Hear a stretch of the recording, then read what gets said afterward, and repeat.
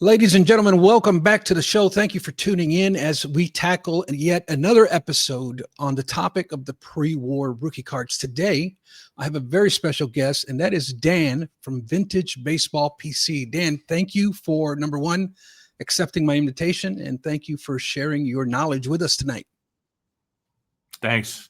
I really am excited about this, Victor, because I've seen all the other episodes that you've covered under this topic, and I think you're doing a fantastic job. So really excited to be part of it, and thank you for the invitation.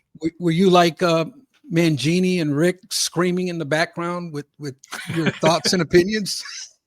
I think I'm as old as those guys, if not. I think Rick is older than me, but I'm less of a sort of the old guy yelling out from the background about this. And I agree with a lot of what you say, and some of it I think it's hard to really interpret it because of pre-war being kind of a cluster all over the place. So really I think I'm a little less like that. Okay. I do want to show your channel. You also make YouTube content. Great channel. I've been subscribed to you, sadly, for only about 3 months, I believe. But I have been watching your channel, a lot of your new stuff, and you are a wealth of knowledge, man. So congratulations on that. Tell me a little bit about your channel, how long you've been making videos, and give us the details. Well, I started in June of 23, so it's about 2.5 years. I started out with the concept of sharing my collection, but only as it sort of connects to other collectors, like super collectors. So if I got a couple of cards or even a lot of cards of a particular player I was bringing, or a team or set, I would bring people on to talk about that. But I've sort of branched out a little bit. So, I did a video about my 54 Bowman set build, which got a pretty good amount of stuff. I do now SGC reveals, I do card show videos, the usual kind of YouTube stuff. But I think the thing that I've sort of done the most are interviews of other collectors and providing information about players, sets, eras, teams. Even I'm doing a show on the 48 World Series coming up next week. So it's really branched out, but I kind of try to be a teaching channel, kind of like you are, but with a much wider base of stuff, and mostly all vintage baseball, except one. I actually did my 1971 basketball set recently. It's the only one I have, but it's been all baseball before that. And so, I mean, that's the channel. I've had a lot of fun doing it. It's been a great experience.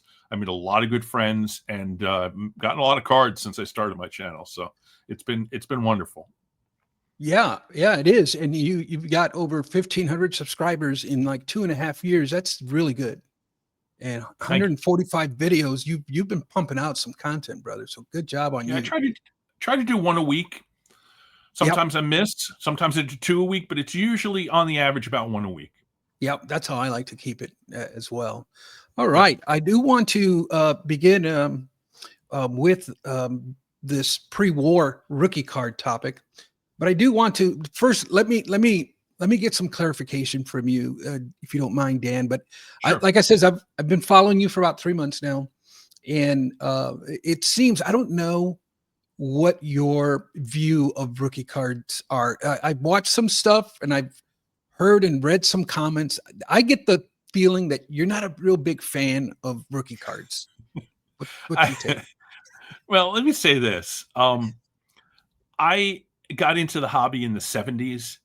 Like as a kid, but then later on as a teenager, I was collecting cards and I was doing vintage, and the rookie card really wasn't that much of a thing at that point.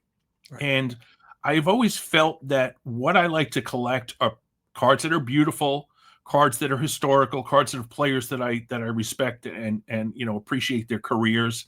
And sometimes that doesn't include the rookie card. And when it comes to pre-war stuff, and we'll get into this, I think in many cases, it's hard to even tell what the rookie card is. Mm-hmm. That being said, I do respect the concept.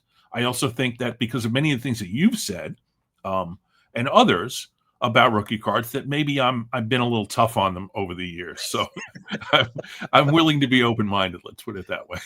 Yeah, and it's a concept very similar to that of John 3D80's kids. He's also he rather collect beautiful looking cards as opposed to their rookie cards. And that's nothing wrong with that. Nothing wrong with that. All right. So I want to get started, and we don't need to get into definitions of sports cards, because I think there's a general consensus on that on the interviews that I've done so far. And that is everybody seems to agree that a rookie card should be a sports card.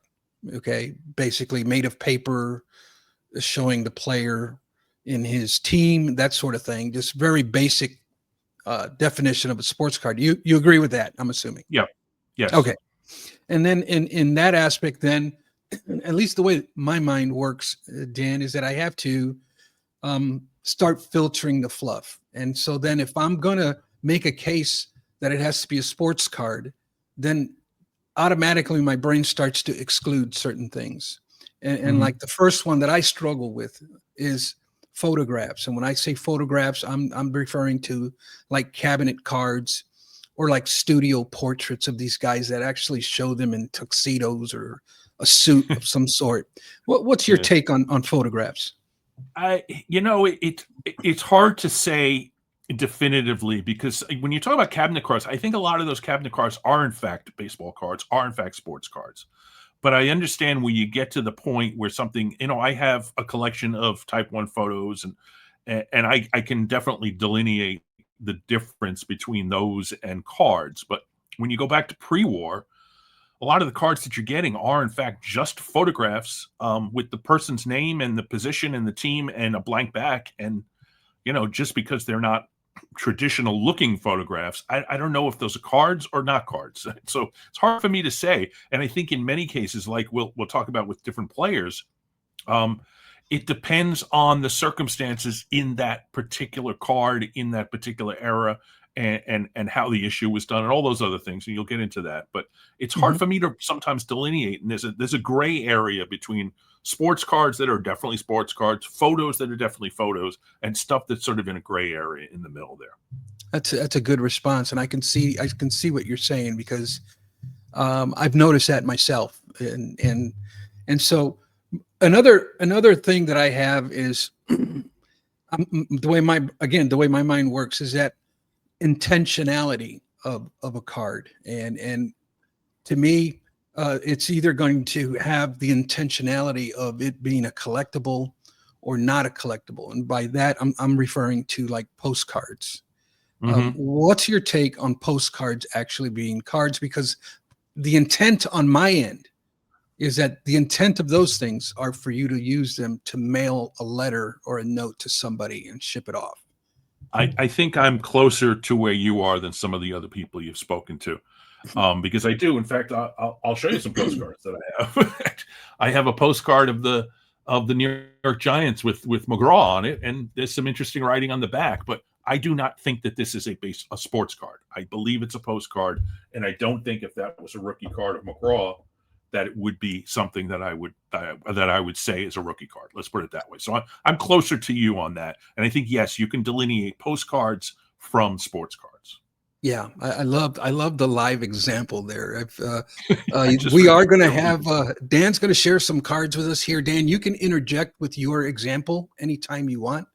But we are going to be showing some cards and looking at live examples or challenges of trying to determine which is a rookie card. All right, Dan, how about stamps, stickers, anything with some type of adhesive on the back? Well, stamps, no. To me, that's out. Stickers is a little harder because there are stickers, and I have some of them, like the 1972 Venezuelans. And I just got a sticker, and I can't remember which one it was, but some of them really look like sports cards. So I think it depends on what kind of sticker you're talking about. When you talk about, like, the stuff that was thrown in packs in the 60s, in tops, a lot of that I don't consider sports cards, but some of the ones that came out in different issues and look more like cards, I actually let me think. I don't have it at my hand, but I do have some stickers that are slabbed that look like cards. So it's a little bit of a gray area in that one too, I think. Okay. And the next one is that I'm struggling with is like premiums. What's your take on that? By that, I'm talking large paper items such as posters, pictures, giveaways, Uh, that type of thing. yeah, like the Dixie lids kind of Yeah. stuff you're talking about. Yeah, not sports cards that can be considered rookie cards. I agree with you on that. But one of the Okay. things you talked about premiums, I think goes back to what we just talked about. A lot of those in the 30s, they had premiums that went with card. You know, there were cards, some of them postcard size, but if you got enough of them together, you sent in for a premium. Leaf did this after the war. But many of those come out and they look like photographs. And those seem to me to be sort of in that gray area because they come out of the same company that produced the cards. They look like photographs, but it has the player's name and position, and some of them do have stuff on the back. So, again, the gray area. Sorry to keep repeating myself, but hard Yeah. to say. Yeah. And then what about like mementos, like souvenirs? By that, I'm talking like maybe like a matchbook or a schedule, a team schedule. Well, I will show you a schedule. In fact, it was going to come up. It's the Carl Hubble 1932 New York Giants schedule, which predates his sort of official rookie card, so to speak. Mm-hmm. And it has the New York Giants team schedule on the back right there. And these were produced by the New York Giants. So they're definitely collectibles. They're definitely sports cards. It's got all of his data on the front. It's a nice picture. It looks, and it's a little oversized. But these, I don't know, Victor, I'm feeling a little bit sports cardish here, even though it's got the schedule on the back. Is that not a postcard though? Yeah. I mean, it does have lines on the back that I guess you could mail, but with the schedule on it, but there's nowhere to write like, I'm having a great time at Giant Stadium, Yeah. Thank you for for the gift, Aunt Missy. I mean, it's like one of those ones where it feels like a card. So, Yeah. but I was going to say when we got to Hubble that I don't think this is a rookie card, even though it predates his 33. So okay. Yep. Let's move on then to game related stuff, disc tokens, game cards. No. Okay. No, I'm not a big fan of game cards. But no, like we'll see it with when we go over Grove. I can show you that he's got some cards in pre-rookie cards that are parts of game pieces, and I don't consider those sports cards for rookie. And you're kind of surprising me here. You kind of seem to be. I thought you were going to like disagree with all this stuff. No. Let me share with you the last one here that I have for possible exceptions, and that is like tribute cards that were released years or decades after a player was done playing. What's your take? Well, if you know anything about my collection, I am a strict playing days only guy. Yeah. Very few cards I own are post playing days, and I own them for reasons that don't have to do with my normal thing, like the Propagandist Montiel. There's one of Hubble that's like a year after he retired, so I wanted that. But it's post playing day, so it's outside of my usual collection. But the tribute cards to me are not rookie cards. I'm also a big. I kind of find it humorous that like there's rookie cards of non-sports people that they call rookie, like the Queen Elizabeth rookie card. Yeah, from the 1950s. Like to me, that's just absurd. Just call it something else. Yeah. It's not really like appropriate. And, Yeah, or guys that were dead. Like the right. Buffalo Bill or Mark Twain or whatever, putting out cards of these guys after they passed away. It seems to me calling those rookie cards is kind of ridiculous. I do too. Now, if it's a first card, I'm okay with the first card moniker on it. But rookie card, no, come on. All right. So let's then transition now because I'm trying to figure out and this is like the toughest thing for me here, and that is a premier set. I'm trying to figure out which sets are considered premier, and I know there's the mainstay, the mainstream, like the Gaudis and that sort of thing, the play balls and the T206. Those are like mainstays. But should that be considered in a different way? And with that, I'm talking the difference between a regional major and a regional minor. For those who have not listened to previous episodes, what I am considering is a regional minor to be a card that was produced with a very limited distribution, perhaps at a certain store in a certain city, where regional major has a bigger footprint, and I'm considering those as national release because they have a big Yeah. enough footprint on it. I think in the pre-war you have so few truly national releases that if you limit yourself to that, you end up with, Gaudy being a rookie card. You end up with Bowman, 48 Bowman, which I laugh at Bob Feller and Johnny Mize having rookie cards in that set. It's because of the way cards are distributed. And it's hard. I think it's really hard to come up with a rule for this because some of the sets we don't even know how they were distributed. And I'll talk about that in a little bit. But some of them, they're distributed through Eastern Pennsylvania or only New England or Mhm. Florida or, the Midwest or like the 1975 Topps Minis. They're in Michigan and two other states that I can't remember.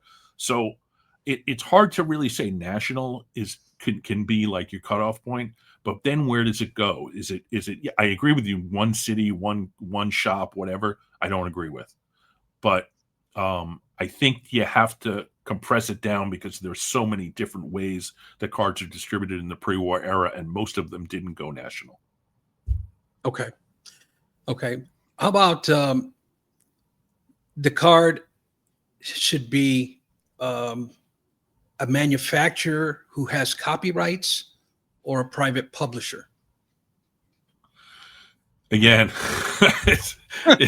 pre-war, really hard to nail down who had what permission, who had what copyrights. It's not like, if they covered up the jersey or whatever. Many of these pre-war sets. Now, I'm not counting like, the T206s, the Gaudis, the play balls, things like that. Many of these sets didn't have really much in the way of permission, or they were sort of so-so. So a lot of them, you have team sets. It's like the gold medal flower from 1934, where you have the two teams that were in the World Series. I don't know if those were actually issued with consent, or if the teams agreed to them. It's hard to say. So Mhm. I don't know. It's again, it's like a sliding scale, a gray area where you really can't say necessarily that a lot of these cards were issued with copyrights or permission from the team or the player or the league. A lot of my heartburn is private publishers who like reprinted the same image over and over and over, and they even passed it down to other folks where you see the same image used multiple times in multiple different sets. Yeah. This is the kind of stuff why I have heartburn with private publishers. Well, But I get it. the Felix Mendelssohn, he was the publisher, I guess, and then he sort of contracted it out to various different companies across the country. So you got your Boston Store, and you got your Indianapolis Brewing, and you got the Sporting News, and you got Standard Biscuit. You got all those backs. There's like, I don't know, 20 backs or whatever it is. Some of which were distributed wider, some of which were distributed less. All pretty much the same picture.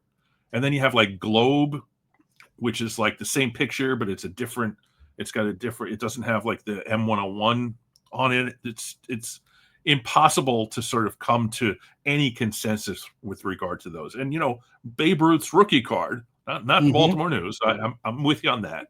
But the M101, the Babe Ruth rookie card, is one of those. And now Yep. you've got it with a bunch more house baking, and you got a bunch of different backs. So it's hard to even say.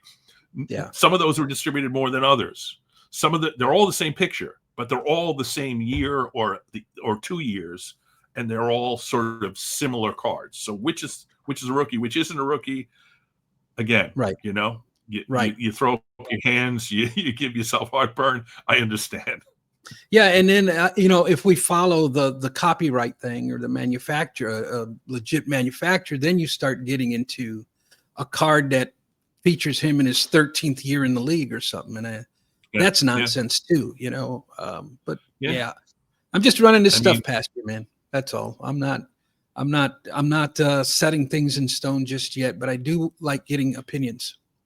I think that one of the great things about this series that you're doing is that a lot of cards are being spoken about that normally aren't spoken about because they come into this issue. And so Yeah. that to me is part of the reason I'm watching all of these. Not only because your channel gives a ton of information all the time, but just they have you know, a lot of different things that interest me that you don't hear about very frequently. And you know, if the conventional wisdom is that the 33 Gaudy is Babe Ruth's rookie card, to me that's kind of absurd because he has so many issues in the 20s, or even going back, you know, to the 16 or whatever it is.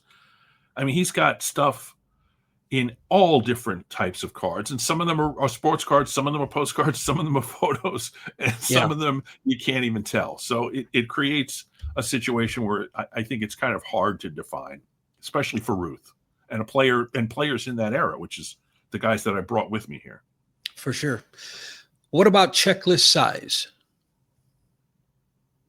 Should that? I'm sorry. What was that? Checklist size. Should that matter?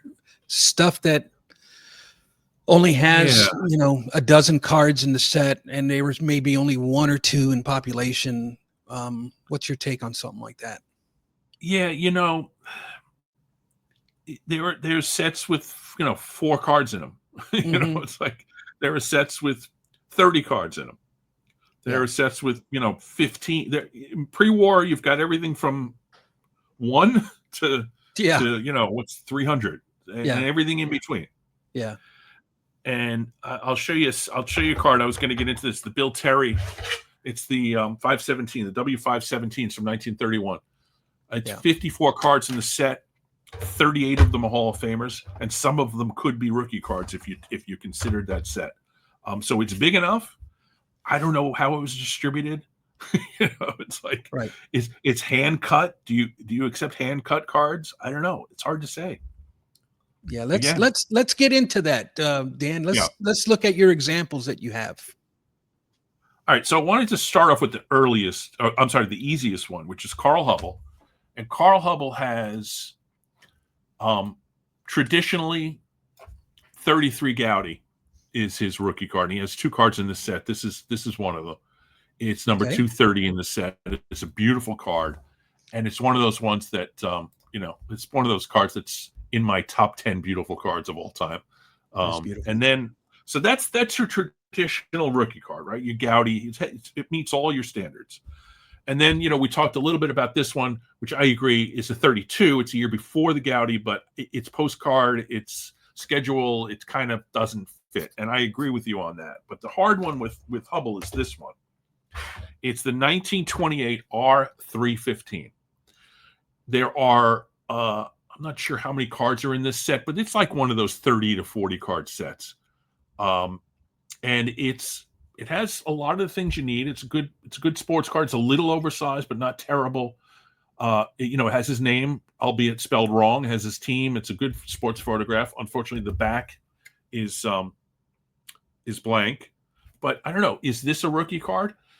If you asked Carl Hubble super collectors, is this Hubble's rookie card? People would say, yes, it's this one. And that's why I went after it, is because, and it took me a long time to find this, because I wanted to get 1928. 28. So it predates his Gaudy by 5 years. And this is his first card. If you go to trading card database and you go through, this is his first card. So is it a first card? Yes, of course. Is it a rookie card? I'm kind of thinking it is. You know, you talked about hobby consensus. Yeah. You know. Well, but then I did a little bit of homework as well. But he does have a 1927 York Caramel. Yes. As well. But that one to me falls more in line with we're talking about Bill Terry now, right? No. We're talking about Carl Hubble. Oh, okay. See, I got it mixed up then. Yeah. Okay. Oh no, the Terry. When we get into the Terry with the York Caramel, I got a surprise for you. So you're saying that? Well, let me see that Hubble again. That last one you showed. Yeah, it's the R315. Carl Hubble, 1928. Okay, yeah, and that's the year he debuted into the league too. 1928. If it's his first card, let's put it that way. It's close enough to his debut to be a rookie card. So Yeah. Okay. so there you have, and the thing about R315 though, and I did my research on this before this, and I've owned the card, so I know a little bit about it. It's got a good checklist. It meets a lot of your criteria, but if you want to know how it was distributed, who distributed it, that's a mystery. It's literally I was pulled it up on I think it was REA in the fall of 2020 had a big stanch of 1929 R315. They get the date wrong. And they say literally there's no info. It's in the catalog. It's in the Burdick catalog. Burdick gave its number. 16 players, 7 Hall of Famers. There's very little information about how it was released or who did it. So you end up with pre-war. You end up with that kind of stuff. But it's his first card. I don't know. I'm kind of feeling it. See, and I'm falling in line, Dan, where if something is that vague, then it shouldn't even be considered as a rookie card. There's technology today with printers and papers and forgers that they can create that card and it'll be like identical unless you start getting into the forensics of the paper and all of that. Are you doubting whether this is authentic? That's so rare. I mean, I don't know. Yeah, with this the what was it, the what was it, the Terry one that I showed you before? I can't, the R36, no, that's another one. Sorry. The 517, the W517, there are in fact fakes of these, and they've gotten really good at telling the difference.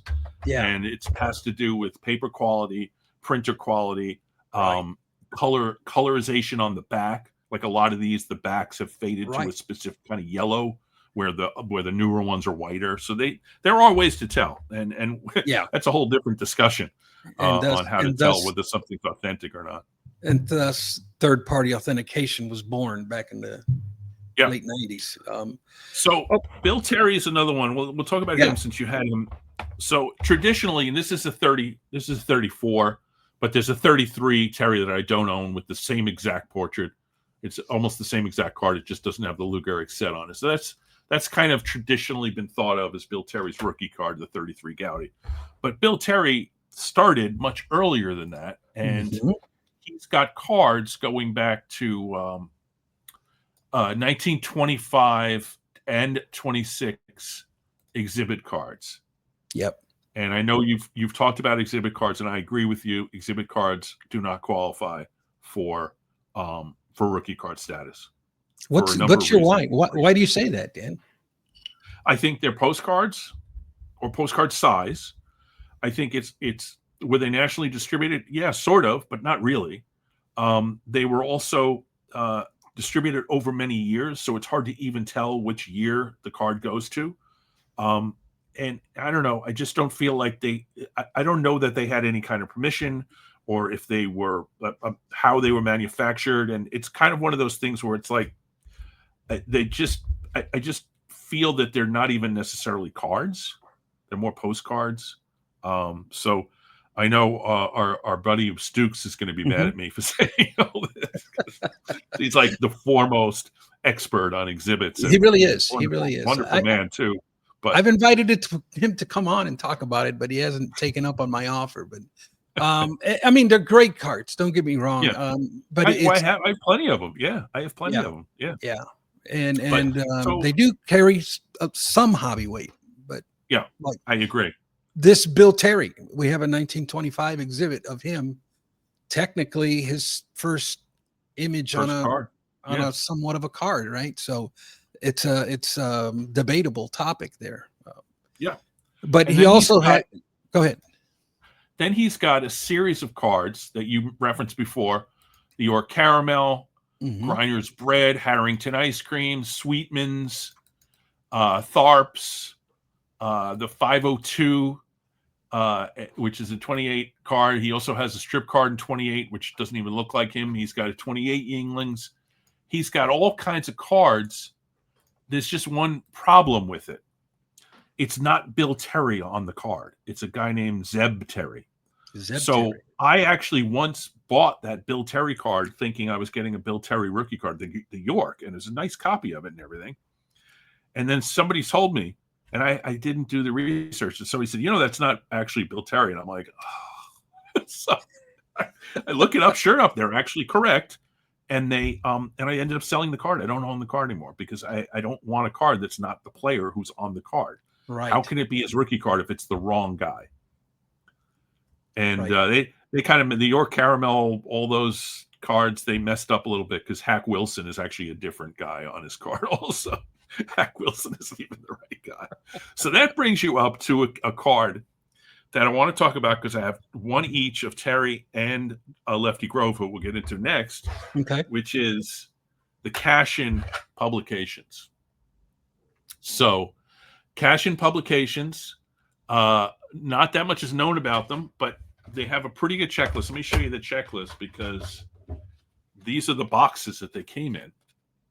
The Cash-Ins, they came in boxes like this. That's cool. And the box have checklists on the back, 4 different colors, orange, blue, coral or carol, and canary. So I don't know why they couldn't just call it yellow and orange or whatever coral is.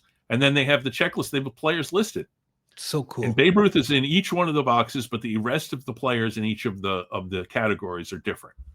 So you have a full checklist, a lot of good Hall of Famers in it, distributed by Cash-In Publications in New York City. We don't know how wide they were distributed, but made in USA with a copyright on it and everything. They're just terrific card. And it's 1929. So is this, I think my position is that this is Bill Terry's rookie card. Okay. Because of all those things, and also because of the problems with the pre-1929. So I don't know. Okay. What do you think? Year was that one again? 1929. 29. Okay. Cash-In. I'm going to do a show on these in a couple of weeks on my channel with a person who has the Babe Ruth and some of the other cards, and a guy that everybody loves, Jason from Everyday's Cards. Just a wonderful guy. And I'm looking forward to that because he's great. He's great on camera. So let me talk about Grove last so we can get into that. No, again, 1933 Gowdy, traditionally thought of as his rookie card. Beautiful card, really? Wonderful issue, all that stuff. Mm-hmm. But Grove also has 2 other cards in 1933. He's got Tattoo Orbit, which I think fits within a lot of the parameters of a rookie card. And he's got this beauty, which is the, what are they called? The DeLongs. DeLongs, yeah. And also distributed in 1933 for 1 year only, and just terrific cards. And these all, full bio on the back, a little bit of a less bio, but still a bio on the back. Team, everything, sports card, right size, everything. So 33, he has essentially 3 rookie cards. The problem with Grove is that he got a bunch of cards before that. He has one card that I think that you and I both would agree. It's not a rookie card. It's the 1921 Tip Top Red on the Baltimore Orioles that they just discovered a bunch of recently.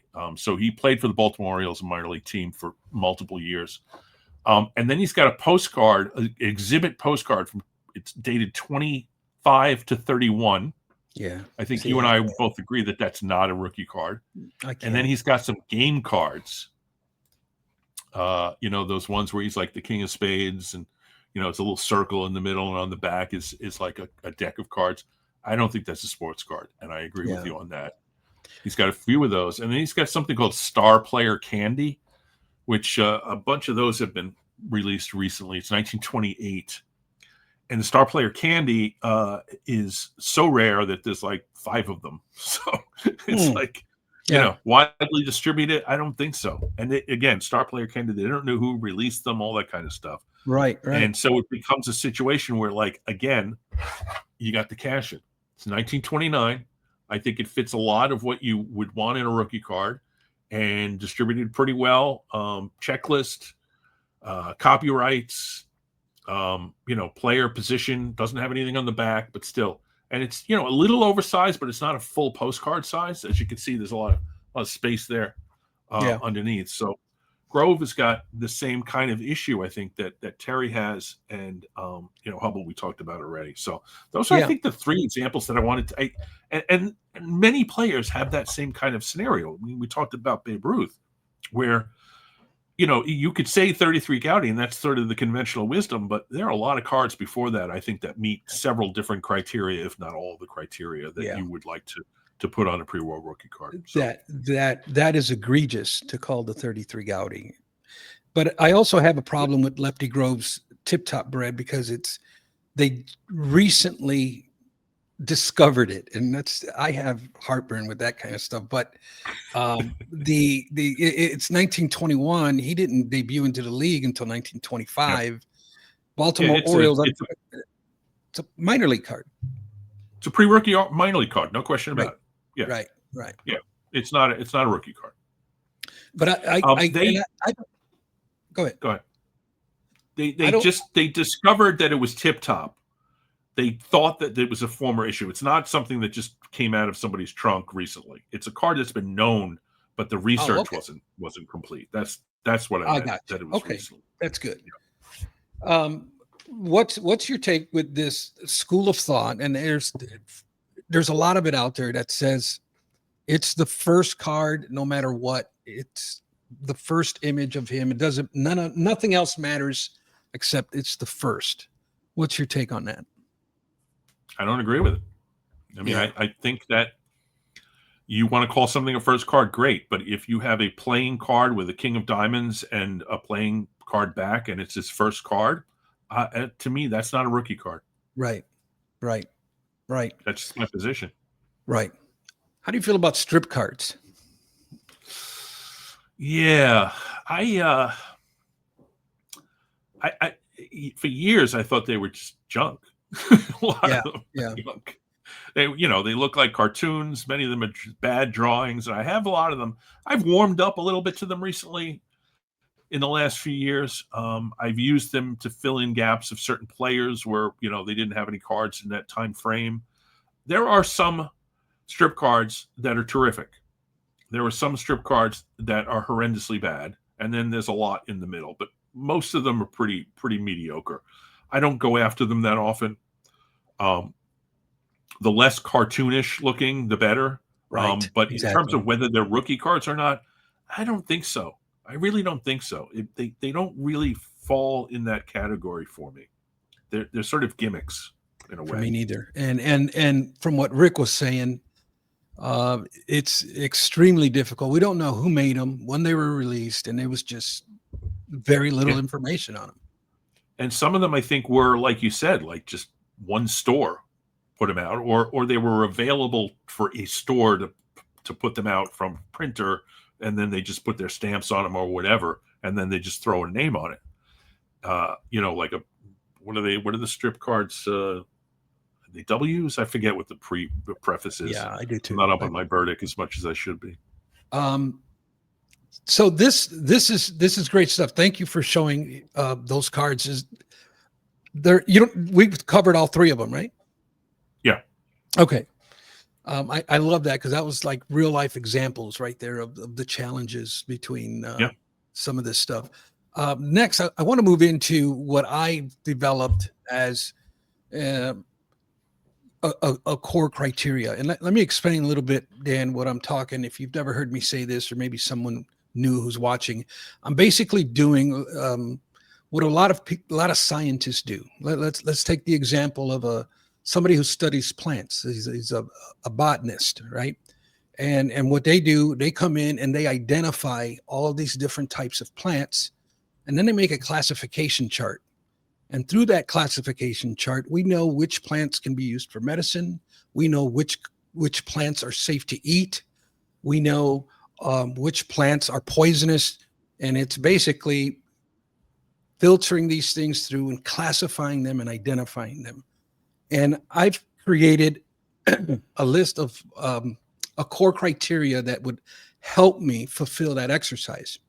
But they're out there. And I want you, it's okay to be honest with this core criteria because this is crucial information for me. So the first one is, and we touched on it a little bit, but and that's first major appearance. The problem that I have here is that when it comes to like hobby consensus for pre-war, I think that this is the consensus is that it's the first appearance in your circles of influence and friends and collectors. Is that so? Is that accurate? Yeah. Yeah. No, first appearance is important. And I talked about that Lefty Grove star player card, where there's very few of them out there. It's a set that, that's not very well distributed. But when a recent one came up in auction, it went for a ton because people are like, this is really his first card. Mm-hmm. Forget about the playing cards and the pre-rookie. This is the one that people wanted. So Lefty Grove was like $5,000 in like the first 2 days of the auction. Meanwhile, some of them were like 200-300 or whatever.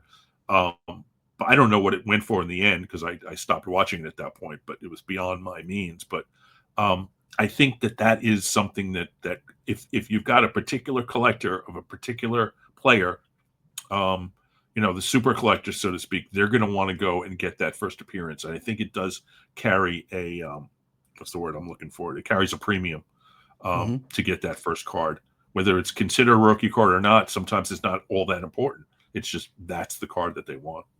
Yeah, that's well said. And I typically lean towards respecting hobby consensus, right? And but what you gotta be careful with that because of agendas. But I from what I'm noticing, there is a overwhelmingly strong consensus on first appearance. I think the Baltimore News, Ruth, is kind of in the back of your head when you're saying that. Yeah. I mean, that's why it's $1 million card. Think of it that way. Yeah. It's a $4 million or whatever, whatever sold for first, but it's a $4 million card right now because it's his first appearance. Yeah. And was it promoted? Was it, hyped? Are there interests that some people have to push it? Sure, absolutely. But somebody had to pay that money. And it's because it's his first appearance. Now there are some who, and I give credit to Stephen Benzel because that's where I learned it from. But I know there's a gentleman by the name of Philip. I forget his last name now. It's escaping me. But he wrote a book, and it's basically the first card. But they also give then what those two gentlemen have taught me is that all right, there's a first card, but here's another option, like a more common rookie card, and having kind of like two streams of thought there for those of us who can't afford to play in this realm, which a lot of people will think, well, so what if you can't afford it? Oh, well, for you, which is okay. But a lot of times it's there ain't many out there, there may be one or two in existence. Yeah. And so now what? I mean, that's the supply and demand thing with the stuff I just talked about. But is it Philip Gary who you were talking about? Because Philip Gary wrote a book on Cuban cards that's really well thought of, and he's a terrific dealer with just a ton of knowledge. It sounds familiar. It reminded me that he was involved in finding a Cuban card of Monty Irvin, which predates Monty Irvin's appearance in the National League for the Giants by like 3 or 4 years. And so widely distributed? Definitely not. Copyrighted and permitted and all that stuff, probably.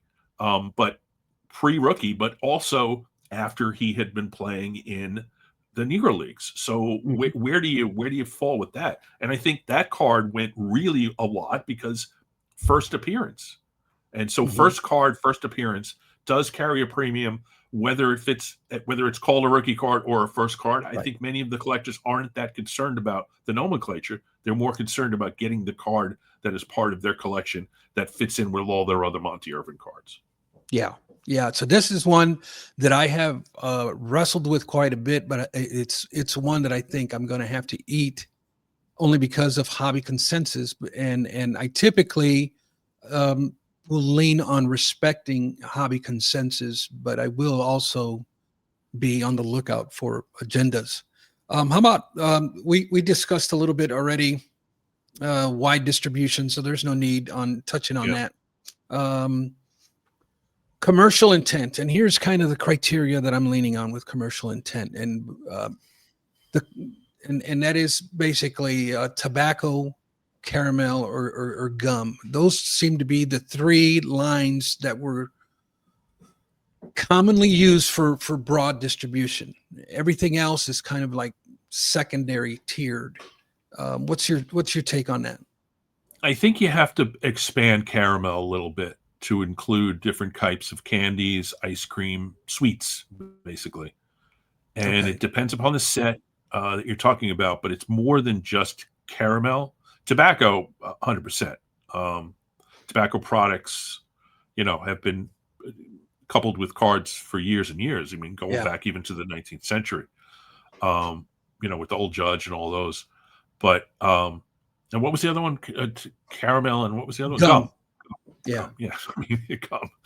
But Gum it's is maybe not pre-war as much, but the cards all in the teens and 20s that aren't tobacco tend to be some kind of sweet. right. And those should all be considered as part of Yeah, the criteria. If it's Cracker Jack. a candy, a gum of some sort, Yeah, that should be I okay. mean, Cracker Jack 100%. If it's the first appearance of somebody, it's a rookie card because that is a widely distributed set, but it's not Mhm. caramel. It's Cracker Jack. It's a very sort of unique kind of sweet, but it is a sweet. All right. All right. I like you're affirming a lot of my thoughts. The structured checklist, we already discussed that. A Yeah, career time release, we both agree that it should be issued during or near the start of the player's pro career. if Um, possible. if yeah, So yeah, yeah. And there's I think you'd agree, there are exceptions to the rules.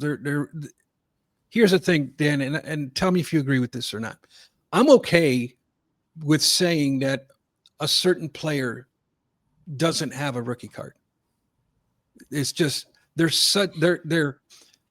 few and far between, but there are examples where you can't really justify a player having a rookie card. And it seems like we just want to gravitate to whatever to say that yeah, this is the rookie card. Josh Gibson, for example, yeah, he yeah. has a 1936 postcard. There's only one or two in What? existence. And then he has a 1951 Toloteros, which is like after his career, way after his Right. career. After his death. To Yeah, me, Josh Gibson doesn't have a rookie card. I would agree with that. Okay. Okay. But my question to you is where the 48 Bowman thing, and I mentioned it before, kind of bugs me because you got Feller and Mize, both of whom started playing in the mid 30s, and have plenty of cards in the 30s. Some of them maybe don't meet your criteria, but Mhm. if the card is issued in like the 12th season in their career, and there are plenty of other cards before that, I'm not going. I'm not 48 Bowman is not rookie card to me. Is it a rookie card for like Enos Slaughter, who maybe has some weirdo cards that don't really get any attention? Probably, even though he started in like 42 or 43, whatever. But for Feller and Mize, they've got R311s. They've got the Gaudy. Well, Feller has the Gaudy Big Head in 38. They all have the premiums. They have the double plays in 41. So you've got a lot of cards for guys like that. And the question for me is: are you as much committed to all of those criteria so that you'd have to fall in the camp of 48 Bowman being a rookie for those guys that started their careers in the mid 30s? I'm not, but I haven't done the legwork on it either. I just don't like to overrule what hobby consensus has already determined. I don't I know would that. Yeah, probably study it and break it down and just I would be careful with the verbiage that I use on explaining. yeah. Um, I think that hobby consensus is starting to fall on the side of them not being rookie cards. But I think that's where your agenda thing comes in because you see them called rookie cards Mhm. in auctions or on eBay. And Mhm. that to me is an agenda thing. If Yeah. you want to talk about scholarship, I think that Hobby Consensus does not necessarily believe that, especially Mize collectors. There are plenty of Mize collectors that I know who would never in a million years call his 48 Bowman a rookie card. He's also got 47 Tip Top. I have 47 Tip Top Feller. It's a year before.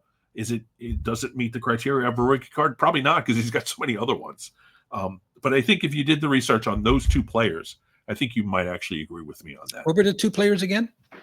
Johnny Mize, Bob Feller. Okay. I want to study that.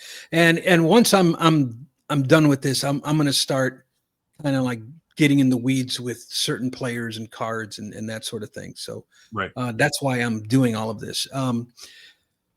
That is Dan, that goes through. We've finished the questions that I had on my end. Anything that you want to share, bring up? You gave me the floor and the microphone to talk about those three particular players, which I thought were not only interesting for their own stories, but also that they're sort of typical of that era. Yeah. And I think that I got to say everything I wanted to say, so thank you. Mm-hmm. I really did want to say thank you for inviting me on, because I've been watching this series and I've been enjoying it, and I think your guests have all been terrific. Even Mancini. I'm joking, John. but I think the work you're doing here is fantastic, and coming at it from the standpoint of somebody who is not a pre-war collector and trying to look at it more objectively than maybe even I do, I think is really helpful to this particular area of study. So I do, give you a shout out for that. Awesome. Thank you. And that is one of the things where, I kind of felt I get asked, and it's an area that I have just ignored for so long. And I want to learn, and I want to dig into it, and I want to make it make sense. And I think maybe me not being a pre-war collector, I think I'm looking at it through a different lens. I'm looking at it, I'm open-minded about things, but I think I don't have an agenda. I don't have, I'm not favoring one position or the other. I'm coming at it, looking at all viewpoints and trying to determine. Well, I would cop to having some agenda in this regard, that some of these cards, I don't like the cards themselves, and that does affect my opinion. So that in that sense, your objective opinion is probably better, although we tend to agree on a lot of this. But to say that you want to sort of understand it and, come to it, you can't put it in a box. There's too many variables. There's too many things that we don't know. And there's a lot of things that are in that gray area that I talked about. So my advice to you is don't give yourself heartburn. Yeah. No, but thank you again for this, for the opportunity, and thank you for the work that you do, as always. Yeah. Thank you, Dan, for coming on, man. I love your takes, your knowledge. Folks, if you are interested in pre-war vintage cards, check out Dan's Vintage Baseball PC on YouTube. He is a wellspring of knowledge on the topic, and I guarantee you're going to enjoy his stuff. With that said, Dan, thanks again. Appreciate you. And that's going to do it for this episode on pre-war rookie cards. Remember, my friends, that not all rookie cards are created equal.